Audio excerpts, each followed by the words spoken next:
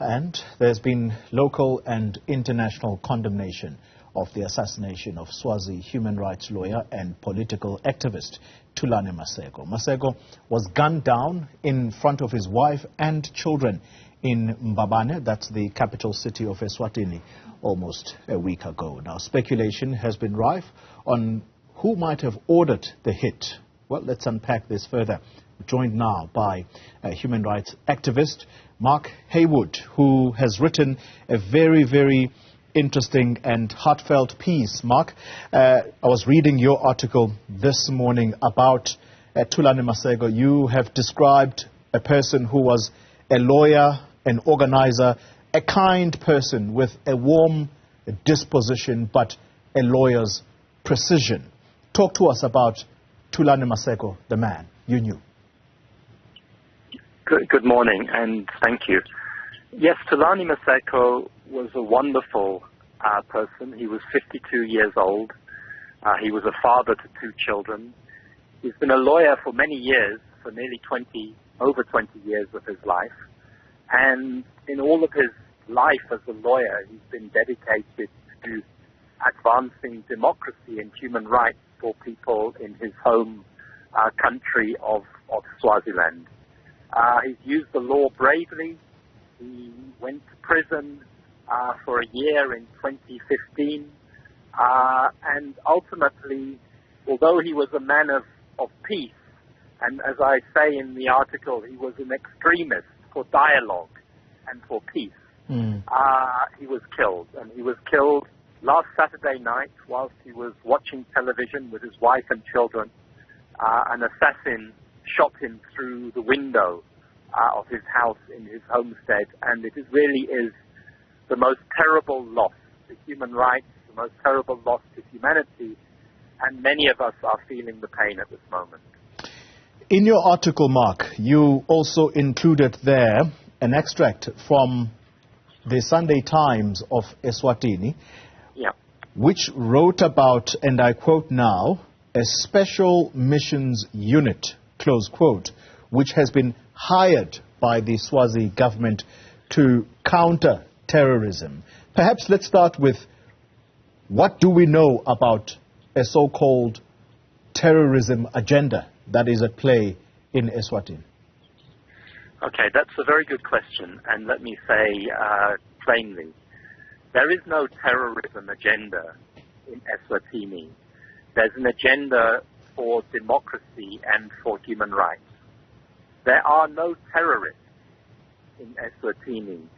There are activists. And the activists are being killed at the instruction of a king, King Mswati III, and members of his government who are seeking to protect their extreme wealth. Mswati is one of the richest men in the world, in one of the poorest countries in the world. And the people of Swaziland are fed up. They want to live decent lives. They have been protesting for democracy.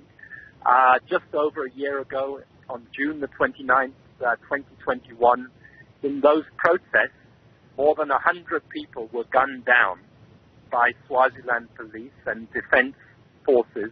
As you and I speak today, there are 2 members of parliament in Swaziland who are in prison, members of parliament, just because they were supporting the democracy movement in that country.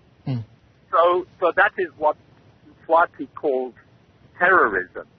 And what he has done, and we know this for a fact, is that he has recruited foreign mercenaries, that he's working with countries like Russia, but also with former apartheid security people in South Africa to organize assassinations and to instill fear into democracy activists. And it's something that we are still investigating, that the Times of Swaziland is investigating, and hopefully in coming weeks we will be able to expose what is going on.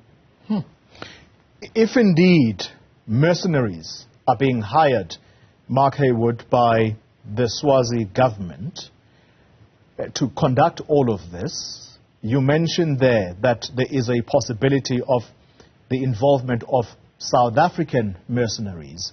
Should the South African government be quiet then?